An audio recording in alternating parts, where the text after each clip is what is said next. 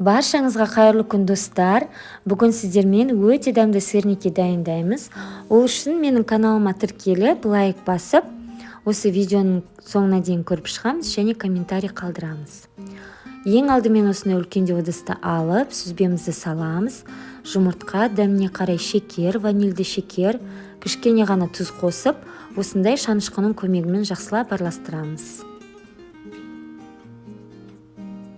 Менде осындай жұмсақ масса шықты. Енді осы массамыздың үстіне елегіштен өткізілген ұнымызды салып, тағы да жақсылап араластырамыз. Достар, мен дәл осы рецептпен жасаған сырникиларым өте дәмді шықты. Енді сіздерге иісі мен дәмін жеткізе алмаймын, сондықтан дәл осы рецептпен жасап көрсеңіздер болады, сіздерге ұнайды деген сенімдемін.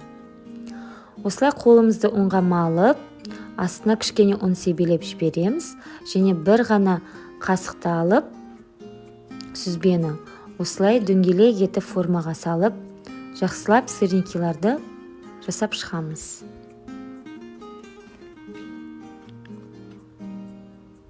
Қолдарыңызға жапсақ, кішкене көбірек ұн сепсеңіздер болады. Сол кезде сіздердің қолдарыңызға жабыспайды, асты да жабыспай әдемі болып піседі. Менде дәл осы рецепт бойынша 7 дана сырники шықты.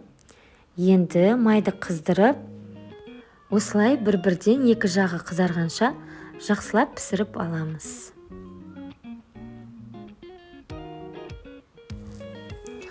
Отымыздың астын қатты қыздырып пісірмеңіздер. Себебі біздің сырникиларымыз екі жағы да күйіп пісетін болады, ортасы піспей қалуы мүмкін. Сол себептен кішкене баяу отта пісіргендеріңіз дұрыс болады.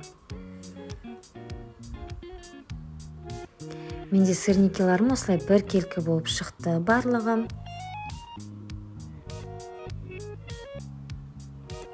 Менің сырникиларым дайын болды, достар.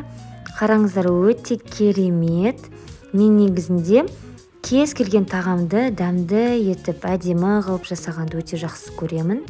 Сол себептен мен қаймақпен, тосаппен жеймін. Сол кезде дәмі деген одан сайын дәмді, тәтті болады. Сол себептен сіздер де дәл осылай жасап көрсеңіздер болады.